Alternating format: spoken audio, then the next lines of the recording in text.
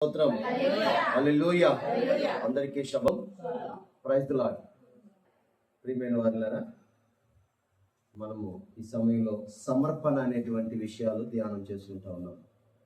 తండ్రి వారు ఇశ్రాయేలీయులను ఐగుప్తు బానిసత్వము నుండి విడిపించిన తర్వాత, వారిని విమోచించిన తర్వాత ఆయన వారిని అడిగింది ఏమిటి అని మనం చూసినట్లయితే, అర్పణ అడిగారు, లేక కానుక అడిగారు. మనం చూసినప్పుడు నిర్గమకాండము 25వ అధ్యాయము 1వ వచనము నుండి 7వ వచనం వరకు ఆ కానుక లిస్టు, లేకపోతే ఆ అర్పణల లిస్టుని ఆయన చెప్పారు. అందులో మొట్టమొదటిది బంగారము. ఈ బంగారము దేనికి సాదృశ్యమైనది అంటే మానవ హృదయానికి సాదృశ్యమైనది. మనం చూసినట్లయితే ఇది మందసపు పెట్టె, ఇది ధర్మశాస్త్రము పెట్టబడినటువంటిదై ఉన్నది. అంటే ఇది మానవ హృదయానికి సూచనై ఉన్నది. ఈ పెట్టె బంగారముతో పొదగబడింది. మందసము మానవ హృదయాన్ని సూచిస్తూ ఉంది. అంటే పరమ తండ్రి వారు మానవ హృదయాన్ని అడుగుతున్నారు. ఎలా అడుగుతున్నారు అనే విషయాన్ని చూస్తే, నిర్గమకాండము 25వ అధ్యాయము 2వ వచనము, నాకు ప్రతిష్ఠితార్పణ తీసుకుని రండని ఇశ్రాయేలుతో చెప్పుము, మనఃపూర్వకంగా అర్పించు ప్రతి మనుష్యుని యొద్ద దాన్ని తీసుకొనవలెను. అంటే అర్పణ దేనితో తీసుకురావాలి అంటే మనఃపూర్వకంగా తీసుకొని రావాలి అని చెప్తున్నారు. అంటే ఆ అర్పణ మనసు లేక హృదయమై ఉన్నది అని ఈ వాక్యం మనకు తెలియజేస్తా ఉంది. అంటే పరమ తండ్రి వారు మానవ హృదయాన్ని అర్పణగా అడుగుతున్నారు. దావీదు తన హృదయాన్ని పరమ తండ్రి వారికి అర్పణగా ఇచ్చినట్లుగా లేఖనాలు తెలియజేస్తూ ఉన్నాయి. విమోచింపబడిన తర్వాత సమర్పణ ఉన్నది, తర్వాత మహిమ. విమోచింపబడినటువంటి వారుగా ఉన్న మనము మన హృదయాలను, మన యొక్క జీవితాన్ని పరమ తండ్రికి సమర్పణ చేసుకున్నట్లయితే మన జీవితాన్ని మహిమకరముగా మారుస్తారు ఆయన. మన జీవితాలు మహిమకరంగా మారాలంటే మనము సమర్పణ కలిగిన వారుగా ఉండాలి. ఏమిటి ఈ సమర్పణ అంటే మన జీవితాన్ని ఆయనకు అంకితం చేయాలి, ఆయన కొరకు జీవించడానికి నిర్ణయించుకోవాలి. కొరింథీయులకు రాసిన 2వ పత్రిక 5వ అధ్యాయము 15వ వచనం చూడండి. జీవించు వారు ఇక మీదట తమ కొరకు కాక తమ నిమిత్తము మృతి పొంది తిరిగి లేచిన వాని కొరకే జీవించుటకు ఆయన అందరి కొరకు మృతి పొందిననియు నిశ్చయించుకొనుచున్నాము. ఇక్కడ అపోస్తలుడైనటువంటి పౌలు గారు సంఘానికి ఇస్తున్నటువంటి ఉపదేశం ఏమిటంటే, జీవించేవారు ఇక మీదట తమ కొరకు కాక తమ కొరకు ప్రాణము పెట్టి తిరిగి లేచిన వాని కొరకు జీవించాలి అనేటువంటిది. అలాంటి సమర్పణ సంఘము కలిగి ఉండాలని బోధిస్తూ ఉన్నాడు ప్రియులారా. అయితే మీరు అడగొచ్చు, మన జీవితాన్ని ఆయనకు సమర్పిస్తామండి ఏమిటి అని మీరు అడగొచ్చు. ఎవరైతే తమ జీవితాలను ఆయనకు సమర్పిస్తారో, ఆయన కొరకు బ్రతకటము చేస్తారో, వారిని ఆయన మహిమ పరుస్తారు. సమర్పణ తర్వాతే మహిమ. ఏమిటి ఈ సమర్పణ? చూడండి, రోమీయులకు రాసిన పత్రిక 12వ అధ్యాయము 1-2 వచనాలు. కాబట్టి సహోదరులారా, పరిశుద్ధమును ఎలోహిం వారికి అనుకూలమునైన సజీవ యాగముగా మీ శరీరములను ఆయనకు సమర్పించుకొనుడని ఎలోహిం వారి వాత్సల్యమును బట్టి మిమ్మల్ని బ్రతిమాలుకొనుచున్నాను. ఇట్టి సేవ మీకు యుక్తమైనది. ఈ వాక్యాన్ని జాగ్రత్తగా పరిశీలన చేసినట్లయితే, సజీవ యాగముగా మీ శరీరాలను సమర్పించుకోమని వాక్యం తెలియజేస్తా ఉంది. అంటే శరీరం అనే అర్పణ. కానీ ఈరోజు దేహాన్ని అనేక రకాలుగా పాడు చేసుకుంటున్నారు మనుషులు. నోటిని అపవిత్రపరుచుకుంటున్నారు, కంటిని చెడు చూపులతో అపవిత్రపరుచుకుంటున్నారు, మనసును చెడు ఆలోచనలతో అపవిత్రపరుచుకుంటున్నారు, దేహాన్ని వ్యభిచారముతో అపవిత్రపరుచుకుంటున్నారు, త్రాగుడి చేత, అపవిత్రమైన ఆహారాల చేత దేహాన్ని అపవిత్రపరుస్తూ ఉన్నారు. ఇలా దేహాన్ని పవిత్రతకు సాతాను యొక్క పనిముట్టుగా దేహాన్ని మార్చుకుంటున్నారు మనుషులు. అయితే మన దేహాన్ని పరిశుద్ధముగా ఆయన కొరకు, ఆయన మహిమ కొరకు మనము అర్పించినట్లయితే మనలను పరమ తండ్రి వారు మహిమపరుస్తారని చెప్తున్నారు. ఇదే రోమీలకు రాసిన పత్రిక 12వ అధ్యాయం 2వ వచనంలో, మీరు ఈ లోక మర్యాదను అనుసరింపక ఉత్తమమును అనుకూలమును సంపూర్ణమునై ఉన్న ఎలోహిం వారి చిత్తమేదో పరీక్షించి తెలుసుకున్నట్లు మీ మనస్సు మారి నూతన మొగట వలన రూపాంతరము పొందాలి. ఈ రోమ పత్రిక 12వ అధ్యాయము 1-2 వచనాలను గమనించినట్లయితే, మొదటి వచనంలో సజీవ యాగముగా శరీరాన్ని అర్పించుకోమని చెప్తున్నారు. 2వ వచనములో మన మనస్సు మారి నూతనం అవ్వాలని చెప్తున్నారు. మన శరీరము, మన మనస్సు కూడా పరమ తండ్రి మహిమార్థమై జీవించినట్లుగా మనము నడుచుకోవాలి. నిర్గమకాండము 25వ అధ్యాయం 8వ వచనం ప్రకారముగా, నేను మీ మధ్యలో నివసించున్నట్లు పరిశుద్ధ స్థలాన్ని నిర్మించమని ఎలోహిం వారు చెప్తూ ఉన్నారు. ఏ వ్యక్తితోనైనా ఆయన నివాసం చేయాలంటే ఆ వ్యక్తి సమర్పించుకున్నవాడై ఉండాలి.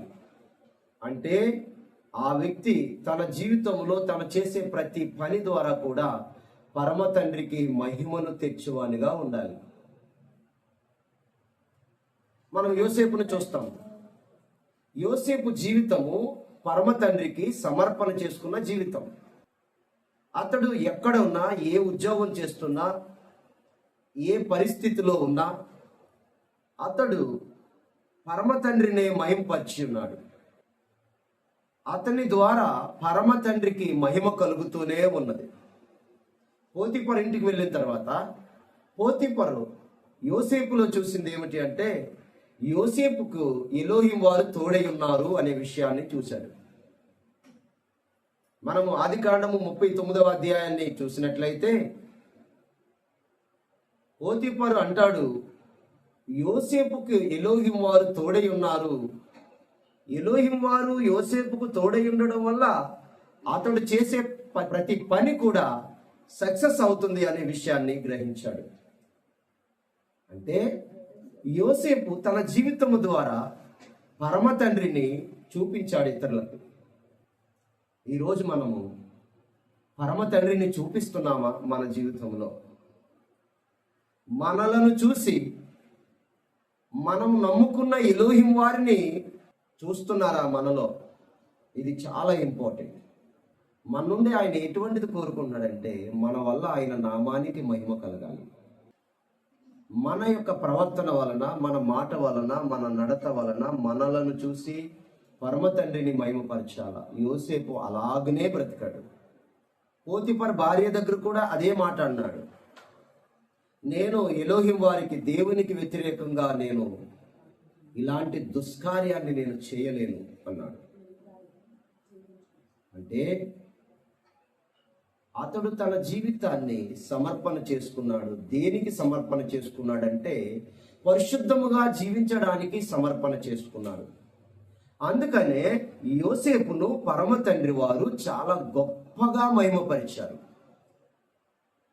అందుకనే విమోచన తర్వాత సమర్పణ, సమర్పణ తర్వాతనే మహిమ. సమర్పణ లేని వారి జీవితంలో మహిమ రాదు. కాబట్టి మనము మన జీవితాన్ని ఆయనకి సమర్పణ చేసుకున్నప్పుడు మాత్రమే ఆయన కొరకు బ్రతకగలం. ఆయన కొరకు సమర్పణ చేయని వారు ఆయన కొరకు బ్రతకలేరు. పౌలు గారు అంటారు, బ్రతుకుట మెస్సయ్య, చావైతే నాకు లాభము అన్నారు. ఆయన సమర్పణ. కాబట్టి ఈరోజు ఇక్కడున్న మనమందరము మన కొరకు మృతి నుండి తిరిగి లేచిన మెస్సయ్య కొరకు బ్రతకాల్సినటువంటి అవసరం ఉంది. ఎందుకు ఆయన కొరకు మనం బ్రతకాలంటే ఆయన కొరకు మనం బ్రతికితే మనకు మహిమ ఇవ్వబడుతుంది. అపోస్తులు ఆదిమ సంఘము ఆయన కొరకు బ్రతికారు. అపోస్తులు అన్నారు మెస్సయ్యతో, మేము సమస్తమును విడిచి నిన్ను వెంబడించాము, మాకేమిస్తారు అని అడిగారు. అప్పుడు మెస్సయ్య అన్నారు, ఇహమందు హింసలతో పాటు మీకు నూరంతల ఇల్లును, అన్నదమ్ములను, అక్క చెల్లులను, తల్లిదండ్రులను ఇస్తాను.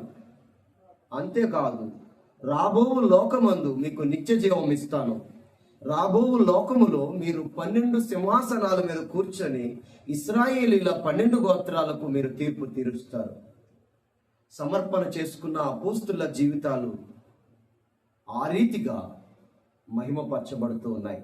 ఇశ్రాయేలీలు అర్పణించిన తర్వాత మిస్కాన్ అంటే ప్రత్యక్ష గుడారం నిర్మాణం అయింది.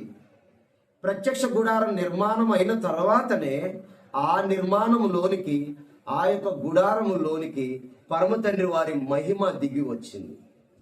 అంటే ఇశ్రాయేలీలు తమ హృదయాన్ని పరమ తండ్రి వారికి అర్పణగా ఇచ్చిన తర్వాతనే పరమ తండ్రి వారు వారి మధ్యలోకి వచ్చారు. నిర్గమకాండం 35వ అధ్యాయము 21వ వచనం.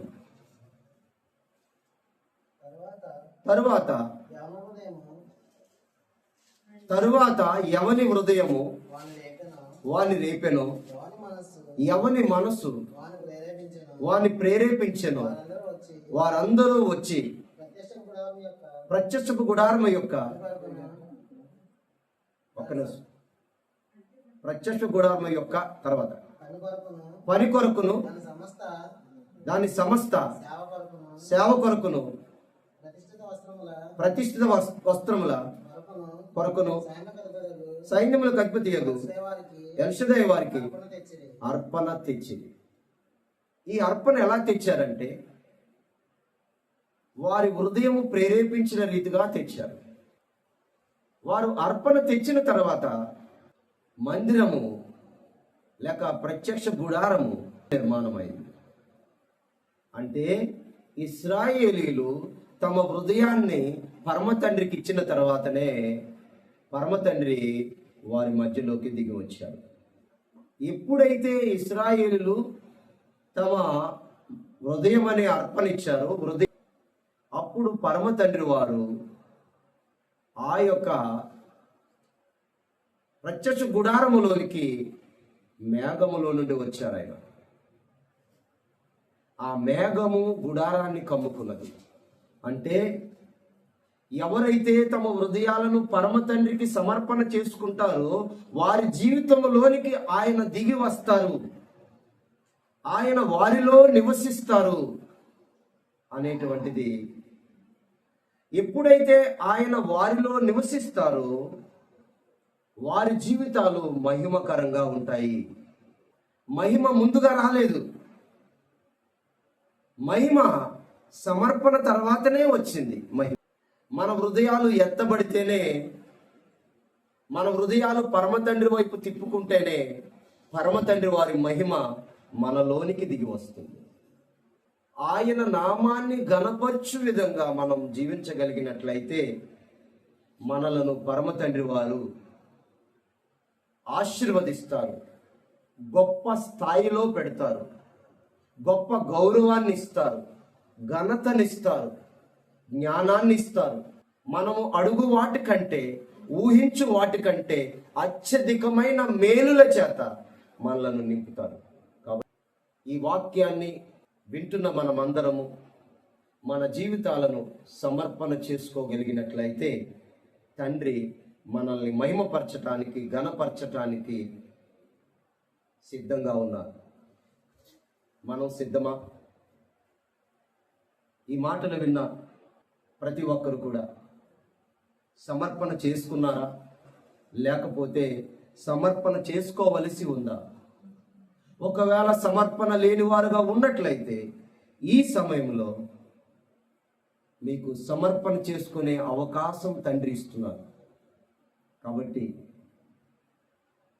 సమర్పణ చేసుకోవడానికి మీ హృదయాలను ఆయనకు అర్పించండి. సమర్పణ చేసుకున్న ప్రతి ఒక్కరి జీవితాలు ఆశీర్వదించబడ్డాయి. ప్రతి ఒక్కరు కూడా సమర్పణతో కూడినటువంటి జీవితాన్ని కలిగి పరమ తండ్రిలో మహిమపరచబడాలని ఈ వాక్యం ద్వారా ఎలోహిం వారు మనకి ఉపదేశిస్తున్నారు. పరమ తండ్రి తన మాటలు మన వెనుకడిలో దీవించి ఆశీర్వదించును గాక. షలోమ్.